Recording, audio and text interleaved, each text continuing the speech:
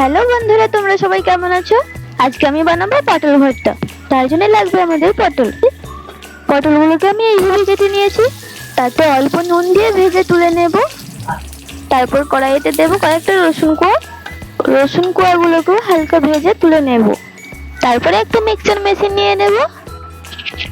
তাতে দিয়ে দেবো পটল ভাজা, রসুন ভাজা আর দুটো কাঁচা লঙ্কা দিয়ে ভালো করে মিহি করে বেটে নেব। তারপরে কড়াইতে শুকনো লঙ্কা, কালো জিরে ফোড়ন দিয়ে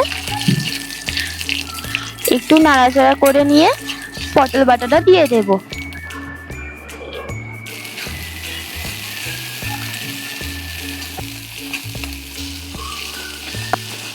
পটল বাটাটাকে ভালো করে নাড়তে হবে, তলায় যাতে না লেগে যায়।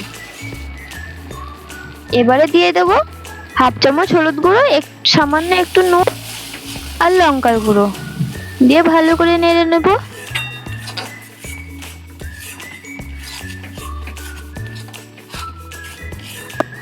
পটল বাটাটা যখন একটু শুকনো শুকনো হয়ে আসবে তখন আমাদের পটল বাটা রেডি।